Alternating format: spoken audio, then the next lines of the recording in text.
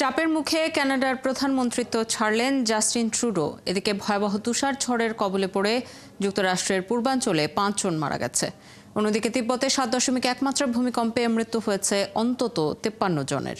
ওদিকে আবার গাজায় গেল 24 ঘন্টায় ইসরায়েলি বাহিনীর হামলায় 49 জন ফিলিস্তিনি নিহত হয়েছেন। জানাবো ভারতের আসামে কয়লা খনি ধসে 15 জন শ্রমিক আটকা পড়ার খবরও। বিশ্বের নানা প্রান্তের এমন নানা রকম সব খবর নিয়ে বিশ্বযোগের আজকের আয়োজনে স্বাগত জানাচ্ছি আমি আফসানা শাওন। অবশেষে চাপের মুখে কানাডার প্রধানমন্ত্রীর পদ থেকে পদত্যাগের ঘোষণা দিয়েছেন জাস্টিন ট্রুডো। এক সংবাদ সম্মেলনে এই ঘোষণা দেন তিনি। দলটির নতুন নেতা নির্বাচন না হওয়া পর্যন্ত তিনি প্রধানমন্ত্রী হিসেবেই থাকবেন। কিন্তু কিভাবে একজন জনপ্রিয় রাজনীতিবিদ এমন সংকটে পড়লেন? ট্রুডোর জনপ্রিয়তা কেন এত নিম্নমুখী হলো? বিস্তারিত মনিরুজ্জামান বাবুর রিপোর্টে। প্রায় 1 দশক দায়িত্ব পালন করেছেন কানাডার প্রধানমন্ত্রী জাস্টিন ট্রুডো। দেশে ও আন্তর্জাতিক রাজনৈতিক অঙ্গনে জনপ্রিয়তার শীর্ষে ছিলেন তিনি। কিন্তু নানামুখী চাপে তিনি মেয়াদ শেষ না করে ক্ষমতাসীন দলের নেতা ও প্রধানমন্ত্রীর দায়িত্ব থেকে পদত্যাগের ঘোষণা দিয়েছেন। দলের অভ্যন্তরে ক্রমবর্ধমান অসন্তোষের মুখে এই সিদ্ধান্ত নিয়েছেন বলে জানিয়েছেন ট্রুডো। পরবর্তী নির্বাচনে সত্যিকারের পছন্দের কাউকেই চায় দেশ। কয়েক মাস ধরে বাধার কারণে পার্লামেন্ট পুরোপুরি অচল হয়ে আছে। এখন নতুন করে শুরু করার সময়। কিন্তু নানা কারণে তার জনপ্রিয়তার পারদ ক্রমেই হয়েছিল নিম্নমুখী।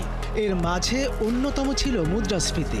2024 সালে কানাডায় মুদ্রাস্ফীতি জনজীবনের প্রভাব ফেলতে শুরু করে। নিত্য প্রয়োজনীয় জিনিসপত্র এবং আবাসন ব্যয়ের ঊর্ধ্বগতিতে মানুষ ক্রমশ ক্ষুব্ধ হয়ে ওঠে। ট্রুডোর সরকার এই সংকট মোকাবিলায় কার্যকর কোনো পদক্ষেপ নিতে ব্যর্থ হওয়ায় ভোটারদের মধ্যে অসন্তোষ বাড়তে থাকে। পরিবেশ সুরক্ষা নিয়ে ট্রুডোর লিবারেল পার্টি ব্যাপক সমালোচনার মুখে পড়ে। জলবায়ু সংকট মোকাবিলার ক্ষেত্রে কার্যকর পদক্ষেপ নিতে ব্যর্থ হওয়ার অভিযোগ ওঠে। এছাড়া ফেডারেল বাজেট প্রস্তাব তার নিজ দল এবং বিরোধী পক্ষ উভয়ের কাছ থেকেই সমালোচিত হয়। এটি ট্রুডোকে জনগণের সঙ্গে সম্পর্কহীন একজন নেতা হিসেবে চিত্রিত করেছে। এর মাঝে যুক্তরাষ্ট্রের সাথে কানাডার সম্পর্ক খারাপ হতে থাকে। নবনির্বাচিত মার্কিন প্রেসিডেন্ট ডোনাল্ড ট্রাম্প ঘোষণা করেন মেক্সিকো ও কানাডা থেকে আমদানিকৃত সব পণ্যের উপর 25% শুল্ক আরোপ করবেন।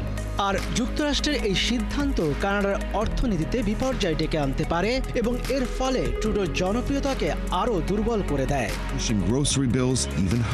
এদিকে সরকারের মাঝেও দেখা দেয় ভাঙন। কয়েক সপ্তাহ আগে অর্থমন্ত্রী ক্রিস্টিয়া ফ্রিল্যান্ড পদত্যাগ করেন। ট্রুডোর অন্যতম বিশ্বস্ত সহযোগীও ছিলেন তিনি। সব মিলিয়ে কোণঠাসা হয়ে পড়া ট্রুডো পদ ছাড়ার সিদ্ধান্ত নিলেন। মনিরুজ্জামান বাবু, 71। ভয়াবহ তুষার ঝড়ের কবলে পড়েছে ভার্জিনিয়া সহ যুক্তরাষ্ট্রের পূর্বাঞ্চল। এর মধ্যে যুক্তরাষ্ট্রে তুষার ঝড়ের 5 জনের মৃত্যুর খবর পাওয়া গেছে। 7টি অঙ্গরাজ্যে জারি করা হয়েছে জরুরি অবস্থা। জরুরি অবস্থা জারি করা রাজ্যগুলোর মধ্যে রয়েছে Maryland, Virginia, West Virginia, Kansas, Missouri, Kentucky এবং আরকানসাস। ঘূর্ণিঝড়ের কারণে এরই মধ্যে বাতিল করা হয়েছে 2000-এরও বেশি ফ্লাইট এবং বিলম্বিত হয়েছে অন্তত 6500 ফ্লাইট। তুষার ঝড়ের কারণে বহু সড়কে এরই মধ্যে যান চলাচল বন্ধ হয়ে গেছে, স্কুলও বন্ধ রাখা হয়েছে। ঘূর্ণিঝড়ের কারণে সবচেয়ে বেশি ক্ষতিগ্রস্ত হয়েছে ক্যানসাস রাজ্য। সেখানে ঝড়ের সময় একটি সড়ক দুর্ঘটনায় 2 জনের মৃত্যু হয়েছে। এদিকে টেক্সাস এবং ভার্জিনিয়ায় আরও 2 জনের মৃত্যু হয়। চীনের তিব্বতে শক্তিশালী ভূমিকম্পের আঘাতে অন্তত 53 জনের মৃত্যু হয়েছে। স্থানীয় সময় সকাল 9টার কিছু পর 7.1 মাত্রার ভূমিকম্পটি আঘাত হানে হিমালয়ের উত্তর পাদদেশে।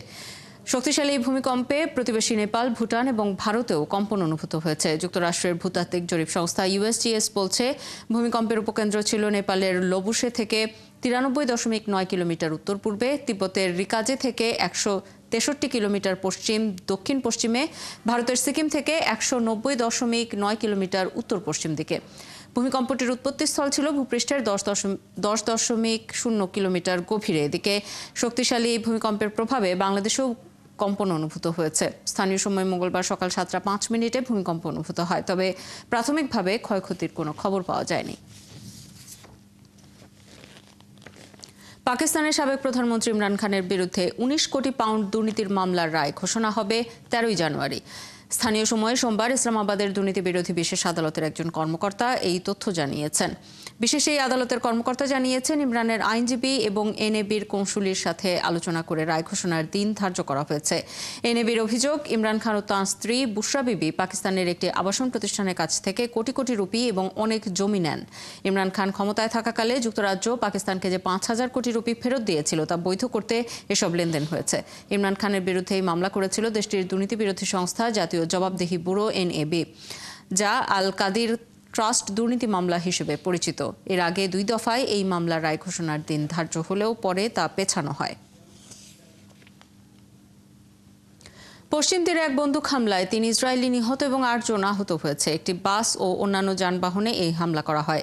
ইসরায়েলি সামরিক বাহিনী এবং জরুরি সেবাদানকারী প্রতিষ্ঠানগুলো এই তথ্য জানিয়েছে। হামলাটি অবৈধ ইসরায়েলি বসতি স্থাপনকারীদের বহনকারী একটি বাস এবং 2টি গাড়িকে লক্ষ্য করে সংঘটিত হয়, তবে এখনও কেউ এই হামলার দায় স্বীকার করেনি। এদিকে ঘটনার পর হামলাকারীদের খুঁজে বের করতে ওই এলাকায় একটা বড় বাহিনী পাঠিয়েছে ইসরায়েলি সেনাবাহিনী। ইসরায়েলি সামরিক বাহিনী জানিয়েছে, সন্ত্রাসীরা আল ফান্দুক গ্রাম সংলগ্ন হাইওয়ের যানবাহনগুলোর ওপর গুলি চালায় এবং পরে ঘটনাস্থল থেকে পালিয়ে যায়। এদিকে ইসরায়েলি প্রধানমন্ত্রী বেনিয়ামিন নেতানিয়াহু হত্যাকারী এবং তাদের সাহায্যকারী সবাইকে বিচারের আওতায় আনার প্রতিশ্রুতি দিয়েছেন। গাজায় গেল 24 ঘন্টা ইসরায়েলি বাহিনীর হামলায় 49 জন ফিলিস্তিনি নিহত হয়েছেন। তাদের মধ্যে বুরেজ শরণার্থী শিবিরে ইসরায়েলি বাহিনীর হামলায় শিশুসহ 4 জন নিহত হন। এছাড়া গাজার শহরে 2টি আবাসিক ভবনে 2টি আলাদা বোমা হামলায় আরও 6 জনের মৃত্যু হয়েছে। এ নিয়ে গাজা এখন পর্যন্ত ইসরায়েলি বাহিনীর হামলায় 45,854 জন ফিলিস্তিনি নিহত হয়েছেন। গাজার যুদ্ধবিরতি চুক্তির অংশ হিসেবে 34 জিম্মিকে মুক্তি দিতে প্রস্তুত হামাস। প্রথম দফায় গাজায় আটক নারী, শিশু ও বৃদ্ধদের মুক্তির সিদ্ধান্ত নেওয়া হয়েছে, তবে জিম্মিদের অবস্থা যাচাইয়ে কিছু সময় প্রয়োজন হামাসের। ফিলিস্তিনিদের সংগঠনটি বলছে, হামাস জিম্মিদের আটকে রাখা ব্যক্তিদের সাথে যথাযথ যোগাযোগের জন্য পরিস্থিতি 1 সপ্তাহ শান্ত থাকা প্রয়োজন। এর মাধ্যমে তারা যাচাই করতে পারবেন জিম্মিদের মধ্যে কে জীবিত আছেন আর কে মারা গেছেন, কারণ চুক্তিটি চূড়ান্ত হওয়া নির্ভর করছে স্থায়ী যুদ্ধবিরতি ও গাজা থেকে সেনা প্রত্যাহারে ইসরায়েলের সম্মত হওয়ার উপর। তবে ইসরায়েলের প্রধানমন্ত্রী বেনিয়ামিন নেতানিয়াহু বলেছেন, সম্ভাব্য জিম্মিদের মুক্তির তালিকা হামাসের পক্ষ থেকে এখনও তাদের হাতে এসে পৌঁছেনি। এদিকে মার্কিন পররাষ্ট্রমন্ত্রী অ্যান্টনি ব্লিংকেন বলেছেন, বাইডেন প্রশাসনের মেয়াদ শেষ হওয়ার আগেই গাজায় যুদ্ধবিরতি নিশ্চিত করতে ছিল যুক্তরাষ্ট্র, তবে কাজটি সম্পন্ন হতে আরও সময় লাগতে পারে। রাশিয়ার দক্ষিণের কুর্স্ক অঞ্চলে গেল 5 মাসে ইউক্রেনের বাহিনীর সাথে লড়াইয়ে রুশ বাহিনীর বড় ধরনের ক্ষয়ক্ষতি হয়েছে। এই সময়ে কুর্স্কে রাশিয়ার প্রায় 15,000 সেনা নিহত হয়েছেন। সোমবার ইউক্রেনের প্রেসিডেন্ট ভলোদিমির জেলেনস্কি এই দাবি করেছেন।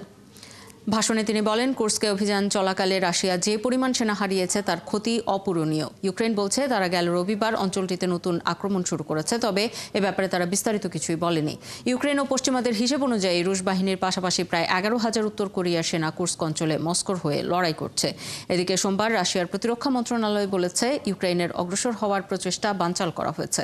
উত্তর পূর্বাঞ্চল থেকে কুর্স্ক শহরমুখী একটি রাস্তার কাছের বেরদিন বসতির কাছে অবস্থানরত ইউক্রেনের বাহিনীকে ধ্বংস করে দেওয়া হয়েছে বলেও জানান তারা।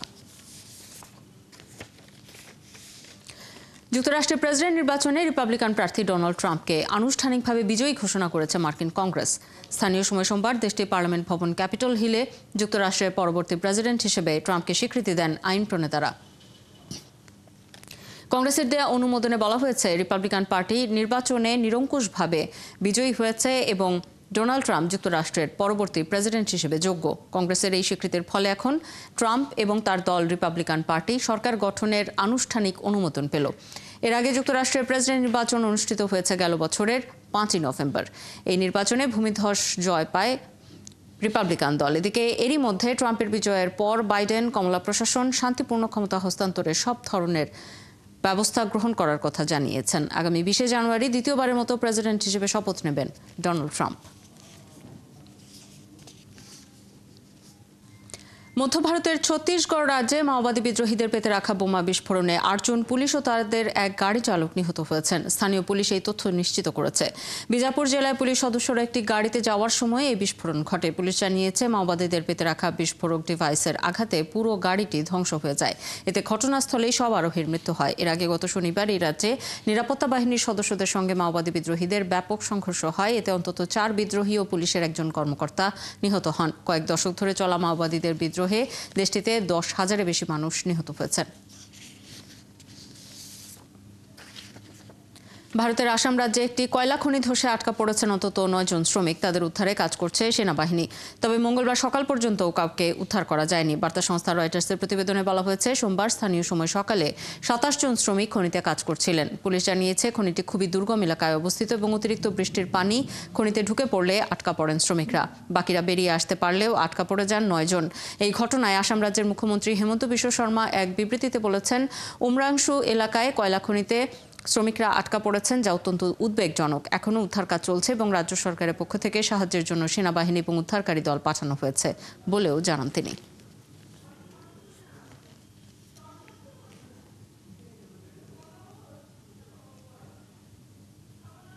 এই ছিল আজকের আয়োজনে। কাল একই সময়ে আবারও হাজির হবে বিশ্বযোগ।